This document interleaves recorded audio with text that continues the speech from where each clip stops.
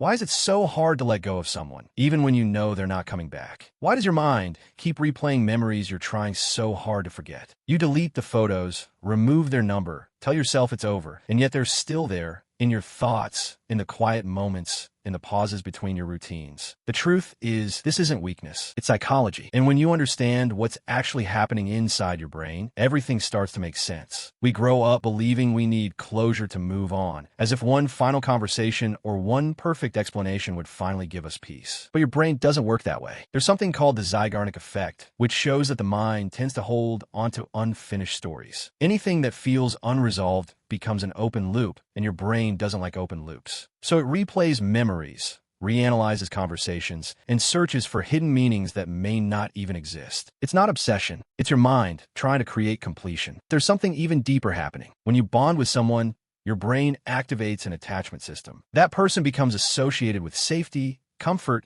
and emotional stability. When that connection disappears, your brain reacts as if it has lost a source of protection. Research shows that social rejection activates the same neural pathways as physical pain. So when you say it hurts, that isn't dramatic. It genuinely does. You're not just missing the person. You're missing the emotional security your brain linked to them. If the relationship was inconsistent, with moments of intense connection mixed with distance or uncertainty, letting go becomes even harder. This is because of something called intermittent reinforcement, the same mechanism that makes gambling addictive. When rewards are unpredictable, the brain becomes more focused on trying to experience them again. You're not necessarily chasing the person. You're chasing the feeling of when it felt right. Uncertainty creates a stronger emotional hook than steady predictability ever could. You also didn't just lose someone. You lost the version of yourself that existed in that relationship. The shared routines, the private jokes, the imagined future, the identity that was built around being us instead of just me. Your brain isn't only grieving what happened, it's grieving what was supposed to happen. And that creates a quiet but powerful question in the background of your mind.